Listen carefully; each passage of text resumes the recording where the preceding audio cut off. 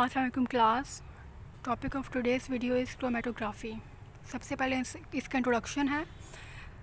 Term chromatography दो Greek word से लिया गया है, क्रोमा एंड ग्राफिन। क्रोमा का मतलब है colour and graphein means to write, means कि कलर राइटिंग।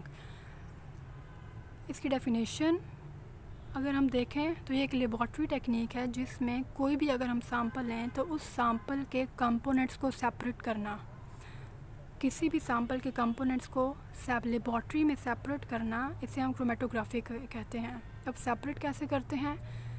सेपरेट ऐसे करते हैं कि सैंपल के जो भी कंपोनेंट्स हैं वो डिस्ट्रीब्यूट कर दिए जाते हैं दो फेजेस में। क्रोमेटोग्राफी में दो फेजेस होती हैं, एक स्टेशनरी फेज़ होती है और एक मोबाइल फेज़ होती है। जो स्टेशनरी फेज़ है या तो ये सॉलिड हो सकती है या लिक्विड हो सकती है। अगर ये लिक्विड है तो इसको हम किसी भी सॉलिड बैकग्राउंड या सॉलिड जेल पे सपोर्ट करेंगे, और अगर ये सॉलिड है तो इसे किसी भी सॉलिड बैकग्राउंड की ज़रूरत नहीं है। इसे सॉलिड बैकग्राउंड या सॉलिड जेल की तभी ज़रूरत होगी ताकि इसे सपोर्ट मिल सके। और जो मोबाइल फेस है वो गैशियस हो सकती है या लिक्विड हो सकती है, ये सॉलिड नहीं हो सकती। और स्टेशनरी फेस मीन्स स्टिल, जो फिक्स्ड होती है, मूव नहीं कर सकती। और मोबाइल फेस जो मूव कर सकती है, फ्लोइंग होती है। इसकी हिस्ट्री, ये इसे एक रशियन बोटानिस्ट ने डिस्कवर किया था, या डिस्कवर ना कहें तो अगर हम कहें इन्वेंट किया था। मिखेल टेस्टवेट ने किया था। इसके ये दो स्पेलिंग्स हमें मिलते हैं टेस्टवेट के, ये भी मैंने दोनों लिखती हैं मैंने, आप जो यूज़ कर रहे हैं वो ठीक होंगे। उसने क्रोमेटोग्राफी को इन्वेंट किया था 1906 में, जब वो प्लांट पिगमेंट्स पे रिसर्च कर रहा था। उसने लिक्विड एड्सॉर्प्शन क्रोमेटोग्राफी मेथड को यूज़ किया और स्टेशनरी फेस के तौर पर उसने कैल्शियम कार्बोनेट लिया। अब कैल्शियम कार्बोनेट क्या है? सॉलिड है, और सॉलिड है इट मीन्स स्टेशनरी फेज़ हम एज अ सॉलिड ले रहे हैं। और जब भी स्टेशनरी फेज़ हम सॉलिड लेंगे तो वो एड्सॉर्बेंट होगी हमेशा। और जो उसने मोबाइल फेज़ लिया था that was the mixture of petrol, ether and ethanol. उसने एक कॉलम लिया, ग्लास कॉलम। उस ग्लास कॉलम को उसने पैक कर दिया स्टेशनरी फेज़ के साथ। स्टेशनरी फेज़ हमारे पास क्या है? पाउडर लाइमस्टोन या कैल्शियम कार्बोनेट हम जिसे कहते हैं। ग्लास कॉलम में स्टेशनरी फेज़ को डालने के बाद उसने सैंपल डाला ऊपर। हमारे पास सैंपल क्या था? एक, अगर वो प्लांट पिगमेंट्स पे काम कर रहा था ना, बोटानिस्ट है, प्लांट पिगमेंट्स पे काम कर रहा था, तो उसने लीफ को क्रश किया और उस लीफ को क्रश करके उसमें से उसने एक्सट्रैक्ट निकाला। वो एक्सट्रैक्ट हमारे पास एक सैंपल है। उस सैंपल को उसने ग्लास ट्यूब के अंदर, जो स्टेशनरी फेज़ हमने डाली हुई है, कैल्शियम कार्बोनेट हमने डाला, उसके ऊपर उसने सैंपल को डाला, एक्सट्रैक्ट को रखा, और उसके साथ ही उसने मोबाइल फेज़ डाल दी। और मोबाइल फेज़ हमारे पास क्या है? पेट्रोल, ईथर, एथेनॉल का मिक्सचर है। जैसे जैसे वो लीफ, जैसे जैसे अब हमने ऊपर मोबाइल फेज़ डाली है, या जो भी हमारा सॉल्वेंट है, जो भी हमारा मिक्सचर जो है वो हमने ऊपर डाला है, तो वैसे वैसे जो लीफ एक्सट्रैक्ट है वो कॉलम में नीचे पास होता गया है। जैसे जैसे वो नीचे गया तो उसने देखा, मिखेल ने देखा कि जो पिगमेंट्स हैं उसमें वो सेपरेट हो गए हैं। जो एक्सट्रैक्ट था वो ग्रीन कलर का था, लेकिन जब वो स्टेशनरी फेज़ में आगे मूव होता गया with the help of the mobile phase, तो वो डिफरेंट बैंड्स में कन्वर्ट हो गया। और वो बैंड्स क्या थे? डिस्क्रीट थे, मीन्स के बिल्कुल अलग अलग थे, फेडेड नहीं थे, एक दूसरे के अंदर मिक्स नहीं हो रहे थे, और डिस्क्रीट थे। उनका कलर वाज़ेह पता लग रहा था कि किस बैंड का कलर क्या है वो। और वो डिफरेंट सीरीज़ में सेपरेट हो गए, divided by the entirely free regions of colour, और जिसमें और उन बैंड्स के दरमियान वाज़ेह स्पेस थी, देखी जा सकती थी, जिसमें कोई कलर नहीं था। इन प्लांट्स पिगमेंट्स को बाद में आइडेंटिफाई किया गया। एक तो क्लोरोफिल था, एक ज़ैंथोफिल था, और एक कैरोटीनॉइड्स था। वो जो पिगमेंट्स थे, जो ग्रीन कलर का बैंड था वो क्लोरोफिल, येलो ज़ैंथोफिल, एंड जो ऑरेंज रेडिश कलर का था वो कैरोटीनॉइड्स थे। ये है कि उसने ये ग्लास ट्यूब ली और उसके अंदर उसने कैल्शियम कार्बोनेट डाला, और उसके ऊपर ये प्लांट एक्सट्रैक्ट और उसके ऊपर हमारे पास क्या है, ये पेट्रोलियम ईथर जो मोबाइल फेज़ है। और फिर जैसे जैसे ये नीचे मूव हुआ वैसे वैसे ये डिफरेंट बैंड्स, देखें ये बैंड्स बिल्कुल डिस्क्रीट हैं, ये अलग, ग्रीन बिल्कुल अलग है, किसी कोई और ये नहीं लग रहा कोई और कलर इसके अंदर है या नहीं है। ये येलो बिल्कुल अलग है, जो ये रेडिश ऑरेंज है ये बिल्कुल अलग है। रेडिश ऑरेंज कौन सा है, ये कैरोटीनॉइड्स हैं, ये कैरोटीन्स हम कह सकते हैं, ये xanthophyls हैं एंड ये क्लोरोफिल है। एंड जो फ्री रीजन्स हैं ये वाले हैं बिल्कुल। ये यहाँ पर उसके बाद डिस्क्रीट बैंड्स आ गए, और क्योंकि अब ये कलर्ड हैं, क्योंकि ये बैंड्स के अब कलर्ड हैं, तो इसीलिए इसको क्रोमेटोग्राफी से रिलेट के क्रोमेटोग्राफी को कलर्ड राइटिंग कहा जाता है। प्रिंसिपल ऑफ क्रोमेटोग्राफी कि ये किस बेस पे काम करता है। जो भी हमारा सैंपल होता है उसके जो भी डिफरेंट कंपोनेंट्स हैं, जो उनकी सेपरेशन होती है वो डिपेंड करती है कि उनकी मोबाइल फेज़ और स्टेशनरी फेज़ के साथ कैसा इंटरेक्शन हुआ है। सैंपल के अंदर जो भी डिफरेंट कंपोनेंट्स हैं उनकी सेपरेशन डिपेंड करती है कि उनका इंटरेक्शन किस तरह का है with the mobile phase and with the stationary phase. अगर या डिफरेंशियल अफिनिटीज़ मीन्स के अफिनिटी मीन्स के इंटरेक्शन या अट्रैक्शन बॉन्डिंग, डिफरेंशियल मीन्स के मुख्तलिफ, कैसी उनकी मुख्तलिफ अट्रैक्शन या इंटरेक्शन है विद बोथ फेजेस। अगर मोबाइल फेज़ के साथ उसका इंटरेक्शन, अब देखें जो स्टेशनरी फेज़ है वो मूव नहीं कर सकती, लेकिन मोबाइल फेज़ मूव कर सकती है। अगर हमने कोई मिक्सचर डाला है और उस मिक्सचर का इंटरेक्शन स्टेशनरी फेज़ के साथ ज़्यादा है, वो उसके साथ उसने बॉन्ड कर लिया है, तो वो कंपोनेंट जिसकी बॉन्डिंग स्टेशनरी फेज़ के साथ ज़्यादा है वो स्लो मूव करेंगे, क्योंकि उन्होंने बॉन्डिंग कर लिया, उनका इंटरेक्शन है स्टेशनरी फेज़ के साथ, तो वो मूव नहीं कर रहे आगे। लेकिन वो कंपोनेंट्स जिनका इंटरेक्शन मोबाइल फेज़ के साथ ज़्यादा है, तो जैसे जैसे मोबाइल फेज़ मूव करेगी वैसे वैसे क्या होगा, कंपोनेंट्स भी मूव करेंगे। तो वो कंपोनेंट्स जिनका इंटरेक्शन स्टेशनरी फेज़ के साथ ज़्यादा होगा वो स्लो मूव करेंगे और उनको टाइम ज़्यादा लगेगा एंड तक पहुंचने में। लेकिन वो कंपोनेंट्स जिनका इंटरेक्शन मोबाइल फेज़ के साथ ज़्यादा है वो जल्दी मूव करेंगे, और वो उनका जो डिस्टेंस होगा और उनका जो टाइम होगा वो एंड तक पहुंचने में वो कम लेंगे। अगर स्टेशनरी फेज़ सॉलिड है तो जिस बेस पे वो तो सेपरेशन की जो बेस होती है वो एड्जॉर्प्शन होती है, क्योंकि स्टेशनरी फेज़ के साथ जो कंपोनेंट्स होते हैं वो एड्जॉर्ब होते हैं। एड्जॉर्ब मीन्स अडेयर हो जाते हैं, साथ चिपक जाते हैं। एब्जॉर्ब नहीं होते मीन्स कि उसके अंदर नहीं चले जाते। ये आपने याद रखना है, एड्जॉर्प्शन होगी। जब सॉलिड होगा तो एड्जॉर्प्शन होगी, और जब लिक्विड होगा तो पार्टीशन होंगी। और ये स्टेशनरी बेस जो सेपरेशन को इसको हमने दो टाइप्स में डिवाइड किया है। ये डिपेंड करता है कि स्टेशनरी फेज़ की स्टेट क्या है। अगर स्टेशनरी फेज़ की स्टेट सॉलिड है तो हम एड्जॉर्प्शन कहेंगे क्रोमेटोग्राफी को। अगर स्टेशनरी फेज़ लिक्विड है तो पार्टीशन कहेंगे। ये हमारे पास कोई भी कॉलम है, ठीक है ना, इसको हमने स्टेशनरी फेज़ के साथ हम पहले फिल कर लेते हैं। कॉलम क्यों कह रहे हैं, क्योंकि कोई भी वर्टिकल, क्योंकि ये वर्टिकल है तो वर्टिकल क्या होता है, हमारे पास कॉलम होता है। रो हमारे पास क्या होती है, हॉरिजॉन्टल, तो ये कॉलम को हम इसलिए कह रहे हैं कि ये वर्टिकल है। सैंपल के ऊपर लोड किया है, ठीक है ना। ये देखिए सैंपल कलर ब्लैकिश सा, ग्रीनिश, ये डिफरेंट सा कलर है, लेकिन फिर इसने इसके अंदर डाला है, इसका इंटरेक्शन हुआ है स्टेशनरी फेज़ के साथ, तो ये अपने कंपोनेंट्स में डिवाइड हो गया। फिर हम अपने सॉल्वेंट ऐड किया। अब सॉल्वेंट को जैसे जैसे हमने ऐड किया है, अब ये देखें जो रेड है वो आगे मूव कर रहा है, जो ग्रीन है उसके पीछे, और जो ब्लू है वो सबसे एंड पे है। इसका मतलब क्या है, रेड का इंटरेक्शन मोबाइल फेज़ के साथ ज़्यादा है as compare to stationary phase, तो इसीलिए वो जल्दी मूव कर रहा है और ये सेपरेट हो गया, ठीक है। अब ग्रीन ऐसा ऐसा मूव कर रहा है, मीन्स के इसका इंटरेक्शन रिलेटिवली कम है मोबाइल फेज़ के साथ, तो ये कम इसका जो ट्रैवलिंग टाइम है वो ज़्यादा है एज़ कम्पेयर टू रेड, और जो ब्लू है वो बहुत स्लो मूव कर रहा है, ये टाइम बहुत ज़्यादा ले रहा है, लेकिन एट द एंड वो सेपरेट हो जाते हैं। जितने ज़्यादा कंपोनेंट्स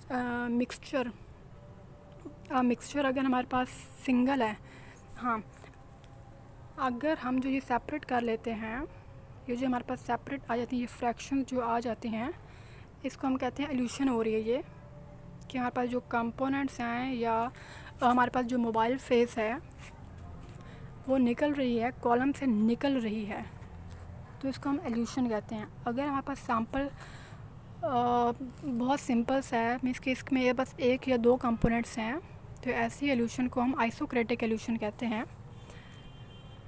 लेकिन अगर जो हमारे पास सैम्पल बहुत ज़्यादा कॉम्प्लिकेटेड है, सैम्पल हमारे पास क्या है, बहुत ज़्यादा कॉम्प्लिकेटेड है, तो उस इल्यूशन को सॉरी मुझे नाम नहीं आ रहा, मैं आपको बता दूंगी बाद में। तो आइसोक्रेटिक आपने याद रखना है कि अगर हमारे पास आइसोक्रेटिक में क्या होगा, हमारे पास सैम्पल बहुत सिंपल हो गए, एक दो ही कंपोनेंट्स होंगे, और उसमें क्या होगा, जो हम ऊपर से सॉल्वेंट को ऐड करेंगे वो भी हम एक ही ऐड करेंगे। लेकिन अगर हमारे पास कॉम्प्लेक्स है, सैम्पल हमारे पास ऐसा है कि वो कॉम्प्लेक्स है, मीन्स के उसमें ऐसे ऐसे कंपोनेंट्स हैं कि जिनमें कि जो स्टेशनरी फेस के साथ भी इंटरेक्शन कर रहे हैं और मोबाइल फेस के साथ भी इंटरेक्शन कर रहे हैं, तो हम क्या करेंगे, तो सबसे पहले हम लेस पोलर से हम स्टार्ट करेंगे। जब भी हम मोबाइल फेस स्टार्ट करते हैं वो लेस पोलर से करते हैं, और जो स्टेशनरी फेस होती है वो हमारे पास मोस्टली अगर पोलर है, अगर हमारे पास स्टेशनरी फेस पोलर है तो हम मोबाइल फेस कौन सी लेते हैं, नॉन पोलर। लेकिन अगर हमारे पास स्टेशनरी फेस नॉन पोलर है तो मोबाइल फेस हम कौन सी लेते हैं, पोलर लेते हैं, ताकि स्टेशनरी फेस और मोबाइल फेस आपस में एक दूसरे के साथ इंटरेक्शन ना कर लें। तो अगर हमारे पास ऐसा सैम्पल है जो सिंपल है,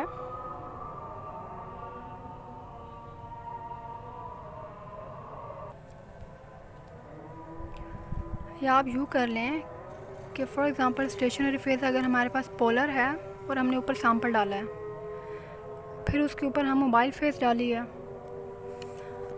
अब जो सैम्पल है उसका इंटरेक्शन स्टेशनरी फेस के साथ ज़्यादा है as compare to mobile phase, तो वो इतना ज़्यादा आगे मूव नहीं करेगा। और ये बात हो रही है फॉर दैट सैम्पल जिसमें बहुत ज़्यादा कंपोनेंट्स हैं, या बहुत ही कॉम्प्लिकेटेड सैम्पल है, बहुत ही कॉम्प्लेक्स सैम्पल है जिसमें बहुत ज़्यादा कंपोनेंट्स हैं, और वो कंपोनेंट्स के यहाँ कुछ पोलर हैं, कुछ नॉन पोलर, या ये कह लें कि कुछ पोलर हैं, कुछ लेस पोलर हैं, कुछ ज़्यादा पोलर हैं।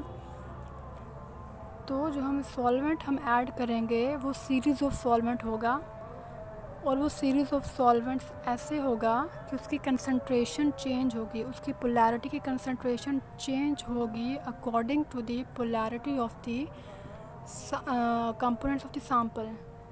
जैसे सैम्पल के कंपोनेंट्स की पोलैरिटी चेंज है, वैसे ही जो मोबाइल फेस हम यूज़ करेंगे वो भी लेस पोलर से मोर पोलर होगी, ठीक है, उसकी भी ऐसी पोलैरिटी चेंज होगी, ताकि वो कंपोनेंट्स जो स्टेशनरी फेस के साथ बाउंड हो गए हैं उसका इंटरेक्शन बहुत ज़्यादा हो गया, तो हमने फिर मोबाइल फेस चेंज कर दिया है, ताकि जो बाउंड हैं स्टेशनरी फेस के साथ मॉलिक्यूल्स वो उसको छोड़ते हैं, और उसकी जो इंटरेक्शन है वो ज़्यादा मोबाइल फेस के साथ हो और वो नीचे आ जाए। और अगर सॉल्वेंट नहीं काम कर रहा, कंसंट्रेशन अगर हम चेंज कर रहे हैं, लेकिन फिर भी जो सैम्पल के कंपोनेंट्स हैं वो अटेयर हैं स्टेशनरी फेस के साथ, तो फिर हम सॉल्वेंट ही चेंज कर देंगे। कुछ क्रोमेटोग्राफी टर्म्स हैं। एनालाइट वो सब्सटेंस जो हम सेपरेट करना चाहते हैं, मीन्स कोई भी सैम्पल है तो हमें पता है कि सैम्पल में ये कंपोनेंट्स हैं, सैम्पल में कितने, फॉर एग्जांपल 5 कंपोनेंट्स हैं, 1 2 3 4 5, तो हम चाहते हैं कि हमने कंपोनेंट नंबर 4 सेपरेट करना है, तो वो हमारे पास एनालाइट है। कंपोनेंट फॉर एनालाइट है, क्योंकि हमने उसी को सेपरेट करना है। तो analyte is substance to be separated during the chromatography, it is also normally what is needed from the mixture. Next one is stationary phase, ये इसे इमोबलाइज फेस भी कहते हैं, फिक्स्ड फेस भी कहते हैं, जो सपोर्ट पार्टिकल्स पे इमोबलाइज होती है, या जो कॉलम, जिस कॉलम में हमने उसे डाला होता है, जिस ट्यूब में हमने डाला होता है, उसके इनर वॉल्स के साथ उसका इंटरेक्शन होता है, सपोर्ट होते हैं उसके साथ। मोबाइल फेस इसी face that moves in a definite direction, नीचे की जाने मूव करती है, ऊपर की जाने मूव करती है। ये लिक्विड हो सकती है, जैसे लिक्विड क्रोमेटोग्राफी में या कैपिलरी इलेक्ट्रो क्रोमेटोग्राफी में होता है। गैस हो सकता है गैस क्रोमेटोग्राफी में, या सुपर क्रिटिकल फ्लूइड हो सकता है as in the super critical fluid chromatography. Mobile phase, या तो हम ये भी कर सकते हैं कि स्टेशनरी फेस के ऊपर ही सैम्पल को रखें और फिर मोबाइल फेस, और जो हमारे पास मोबाइल फेस है, जो मिक्सचर है हमारे पास, वो अलग से डालें। या हम ये भी कर सकते हैं कि स्टेशनरी फेस डाली और फिर जो हमारा सैम्पल है उसको मिक्स कर दिया हमने उसके अंदर, मोबाइल फेस के अंदर जो हमारा सॉल्वेंट है मोबाइल फेस, उसके अंदर उसे मिक्स कर दिया और फिर हमने उसको अंदर डाल दिया। Mobile phase consist of a sample being separated और analysed and the solvent that moves the sample through the column, means कि जो सॉल्वेंट हमने यूज़ करना है और जो हमारे सैम्पल उन दोनों को मिक्स करें तो मोबाइल फेस। एल्यूएट, वो मोबाइल फेस जो कॉलम को लीव करिए नीचे से। एक तो मोबाइल फेस होता है ना, हम ऊपर से डाल रहे हैं, लेकिन नीचे से भी तो फ्रैक्शन निकल रही है ना, नीचे से जो हमने कॉलम का जो नीचे से हमने उसे खोला हुआ है, इसे हम एफ्लुएंट भी कहते हैं। जब नीचे से फ्रैक्शन की फॉर्म में निकलेगा तो वो एल्यूएट कहेंगे। एल्यूएट क्या होता है, वो सॉल्वेंट है दैट कैरीज द एनालाइट, वो ये नीचे से ही, ठीक है ना। एल्यूशन, ये जो तीनों चीज़ें हैं, ये जो सारी ये एल्यूशन में एल्यूशन क्या है, जब नीचे से निकल रही होती हैं जो फ्रैक्शन होती हैं। तो एल्यूएट क्या है, मोबाइल फेस जब कॉलम को लीव करेगी हम उसे कहेंगे। एल्यूएंट क्या कहेंगे, वो सॉल्वेंट जिसमें एनालाइट है हमारे पास। और एल्यूआइट क्या है, एनालाइट है जो हमने सेपरेट करना था हमने, वो अगर हम एनालाइट क्या है, सैम्पल का मिक्सचर जो हमने सेपरेट करना है अभी, लेकिन जब वो हम सेपरेट कर लेंगे, एल्यूशन के थ्रू हम सेपरेट कर लिया है, तो उसे हम एल्यूएंट कहेंगे, सॉरी एल्यूआइट कहेंगे। एल्यूट्रॉपिक सीरीज़ क्या है कि जब सीरीज़ है ना, सीरीज़ में क्या होता है, 3-4 चीज़ें ज़्यादा सारी होती हैं, तो सॉल्वेंट्स की लिस्ट जो उनकी एल्यूटिंग पावर के अकॉर्डिंग हम उनको रैंक करेंगे। सैम्पल कोई भी मैटर जिसको हमने एनालाइज करना है, इसमें सिंगल कंपोनेंट भी हो सकता है, ये मिक्सचर ऑफ कंपोनेंट्स भी हो सकते हैं। एंड RF रिटेंशन फैक्टर भी कहते हैं, ये रिटार्डेशन फैक्टर भी कहते हैं।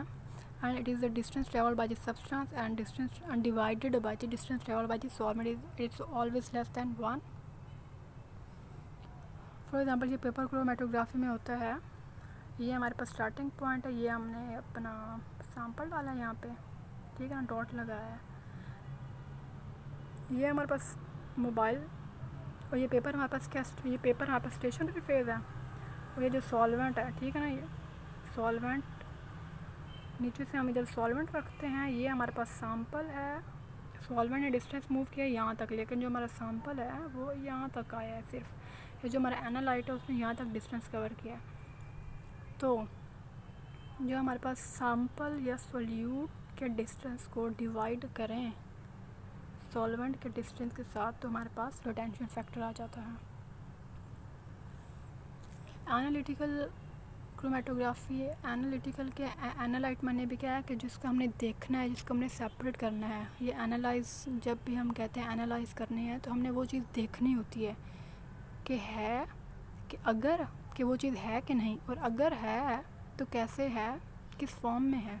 तो एनालिटिकल क्रोमेटोग्राफी में क्या होगा कि हम डिटरमिन करते हैं क्योंकि फॉर एग्ज़ाम्पल कोई भी ABC कंपोनेंट है वो एग्जिस्ट भी करता है कि नहीं करता हमारे सैम्पल में, और अगर एग्जिस्ट करता है तो किस कंसंट्रेशन में एग्जिस्ट करता है। Preparative chromatography, it is used to purify the sufficient quantities of the substance for the further use rather than analysis, कि ये क्या एनालिटिकल केमिस्ट्री का हमने बस देखना होता है कि वो सैम्पल में कोई भी हमारा कंपोनेंट है कि नहीं है, लेकिन प्रेपरेटिव में क्या है, वो हम प्रिपेयर करते हैं चीज़ कि हाँ अब ये सैम्पल है और उसमें से हमने निकालना है, प्योरीफाई करना है और उसको हमने फर्दर आगे यूज़ करना है। एनालिटिकल केमिस्ट्री में ऐसा नहीं होता, हम डिस्पोज ऑफ भी कर देते हैं। डिटेक्टर क्या ऐसा इंस्ट्रूमेंट है जो डिटेक्ट करेगा कि जो भी एनालाइट सेपरेट किए हैं उनकी क्वांटिटी कितनी है और उनकी क्वालिटी क्या है। Next one is chromatogram. Chromatogram क्या एक विजुअल आउटपुट है क्रोमेटोग्राफी की।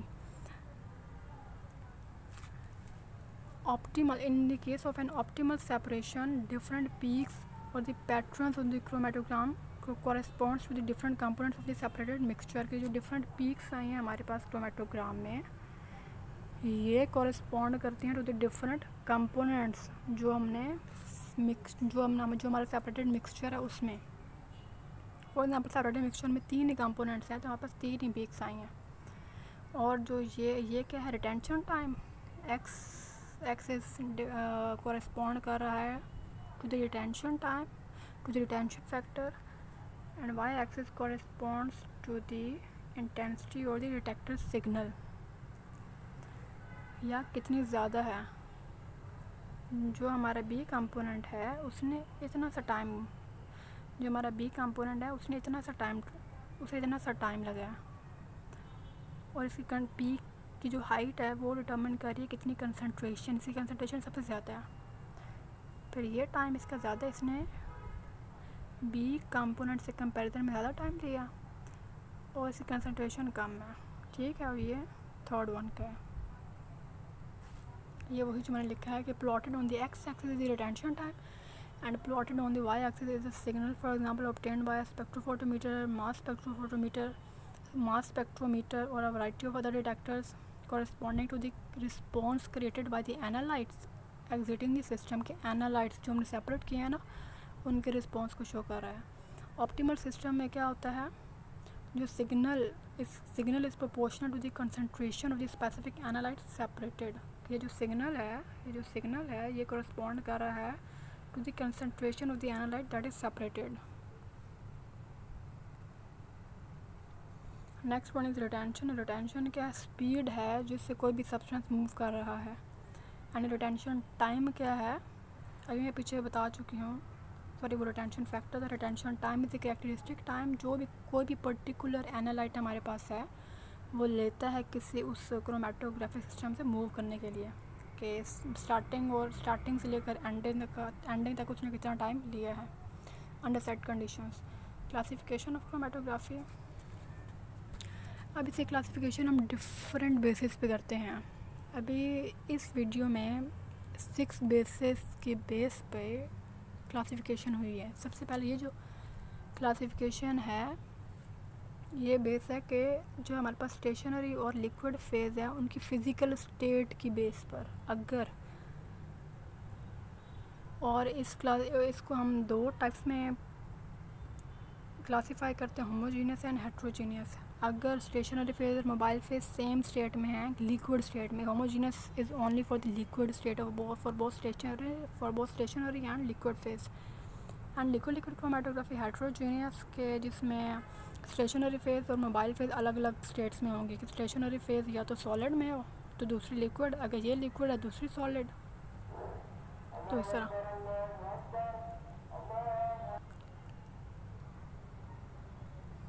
अभी जो सॉलिड गैस लिक्विड गैस लिखा हुआ है, इसमें याद रखना है कि जो पहली वाली टर्म होती है वो स्टेशनरी फेज को रिप्रेजेंट करती है, और जो सेकंड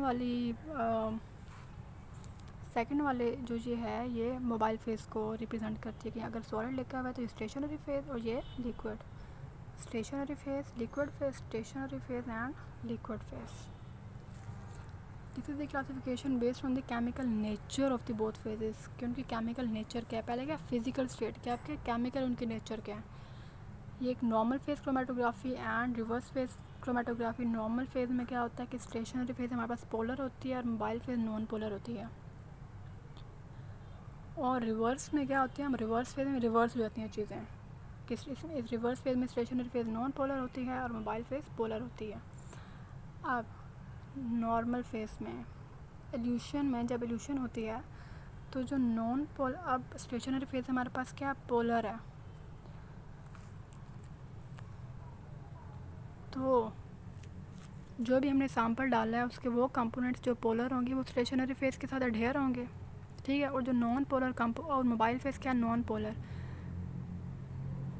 तो वो कंपोनेंट्स जो नॉन पोलर होंगे वो जल्दी जल्दी आगे मूव करते जाएंगे, जल्दी जल्दी एल्यूट हो जाएंगे, उनको टाइम कम लगेगा। लेकिन जो कंपोनेंट्स स्टेशनरी फेज के साथ उन्होंने इंटरेक्शन कर लिया है उनकी एल्यूशन ज़्यादा टाइम मिलेगी।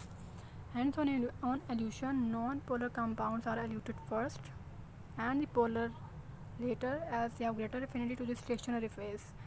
और ये कॉलम क्रोमेटोग्राफी में यूज़ किया जाता है। For example normal phase column chromatography, और रिवर्स फेज में फिर रिवर्स हो जाएगा कि इसमें क्योंकि स्टेशनरी फेज नॉन पोलर है, मोबाइल फेज पोलर है, तो पोलर कंपाउंड्स एल्यूट फर्स्ट हो जाएंगे। ये याद रखना है कि मोबाइल फेज अगर पोलर है तो पोलर कंपोनेंट जल्दी एल्यूट हो जाएंगे, अगर मोबाइल फेज नॉन पोलर है तो नॉन पोलर कंपोनेंट्स ज़्यादा जल्दी एल्यूट हो जाएंगे। और जो चीज़ जितनी जल्दी एल्यूट होगी मीन्स कि उससे उतना ही कम टाइम लगा है। इसको हम यूज़ करते हैं कि ड्रग्स लाइक सब्सटेंसेस को हम एनालाइज कर सकते हैं, for example reverse phase HPLC system में। Next one is classification based on the shape of the stationary phase, कि सिर्फ अब मोबाइल फेज नहीं है इसमें, सिर्फ स्टेशनरी फेज की शेप की बेस पे हम क्लासीफाई कर रहे हैं। कॉलमनर क्रोमेटोग्राफी है एंड प्लेनर क्रोमेटोग्राफी है। और स्टेशनरी फेज की शेप किस पर डिपेंड करेगी, यह डिपेंड करती है कि सपोर्ट क्या, हम क्या चीज़ सपोर्ट कर रहे हैं। स्टेशनरी फेज को सपोर्ट की ज़रूरत होती है ना, तो जो सपोर्ट की शेप होगी वही स्टेशनरी फेज की शेप होगी। कॉलमनर क्रोमेटोग्राफी में क्या, जो हम कॉलम यूज़ कर रहे हैं उसी शेप की यहाँ पर स्टेशनरी फेज होगी। ये हम यूज़ करते हैं for example high pressure liquid chromatography में, कॉलम क्रोमेटोग्राफी में, गैस कॉलम क्रोमेटोग्राफी में। और जो क्रोमेटोग्राम जो डेवलप होता है वो भी वॉल्यूम एक्सपेक्ट होता है, क्योंकि कॉलम में जो बस क्रोमेटोग्राम होगा वो वॉल्यूम वो वॉल्यूम के एक्सपेक्ट से आएगा।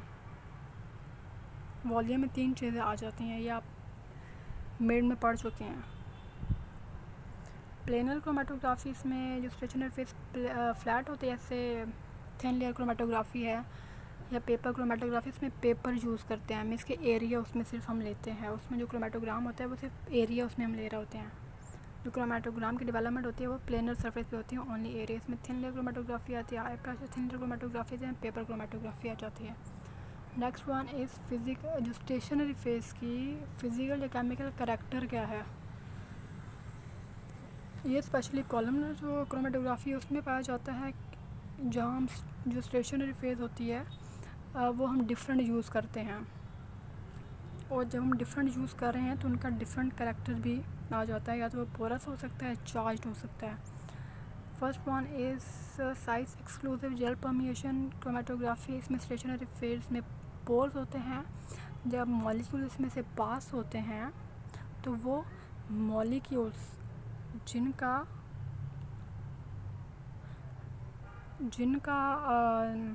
जो साइज़ है वो लार्ज है वो जल्दी मूव कर जाएंगे,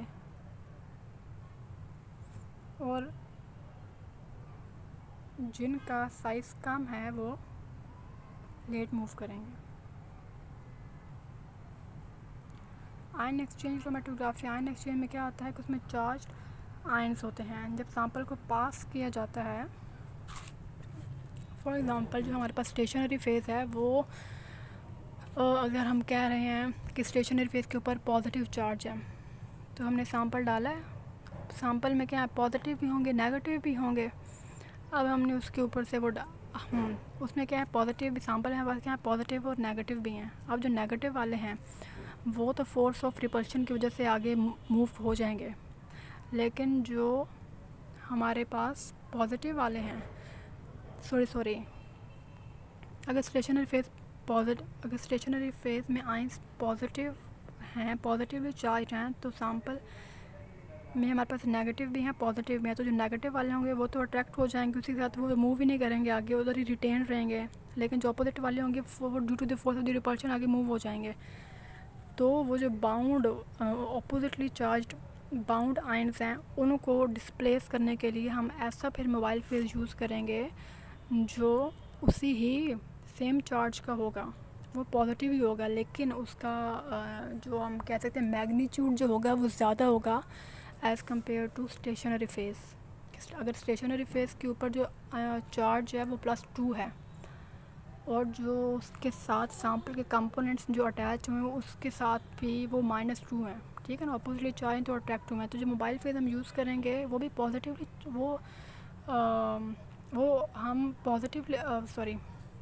वो हम पॉजिटिवली चार्ज्ड ही यूज़ करेंगे like that of stationary phase, लेकिन उनका मैग्नीट्यूड ज़्यादा रखेंगे। हम 3 रख सकते हैं, 4 रख सकते हैं, ताकि जो नेगेटिव आयंस उसके साथ अट्रैक्ट हुए हैं उसको छोड़कर मोबाइल फेस के आयंस के साथ अट्रैक्ट हो जाएं, और जैसे जैसे फिर मोबाइल फेस नीचे मूव करे ये भी मूव करते हुए एल्यूट हो जाएं।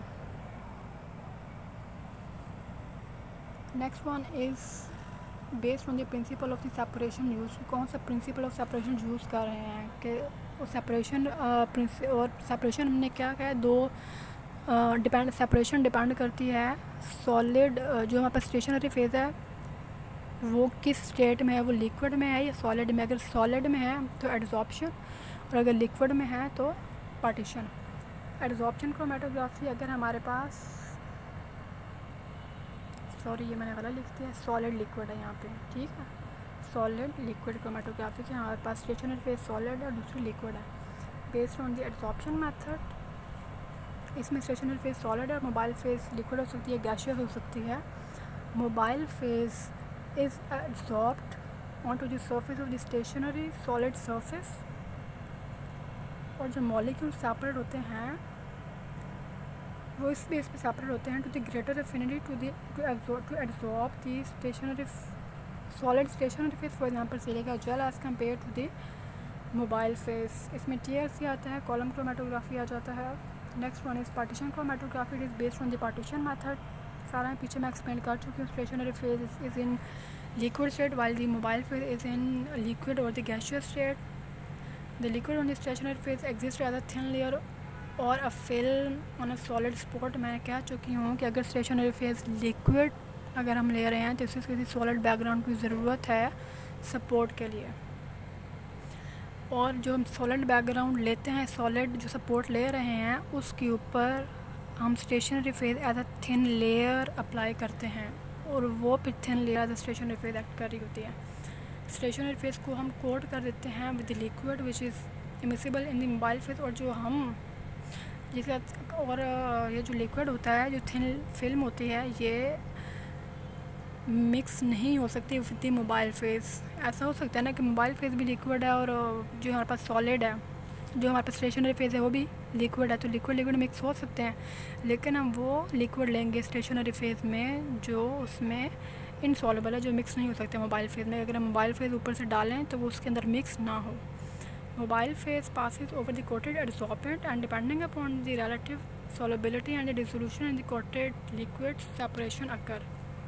किसकी सेपरेशन? कंपोनेंट्स की। कंपोनेंट्स अगर कंपोनेंट्स की सॉलिबिलिटी स्टेशनरी फेज में ज़्यादा है तो उसके साथ ज़्यादा इंटरेक्शन है, ज़्यादा अफिनिटी है, तो स्लोली मूव करेंगे, और अगर उनका इंटरेक्शन अफिनिटी ज़्यादा है विद द मोबाइल फेज तो वो जल्दी मूव करेंगे। इसमें molecule with the greater dissolution of the partition into the mobile phase are separated faster and eluted first as compare to the molecules that have greater dissolution in the stationary phase.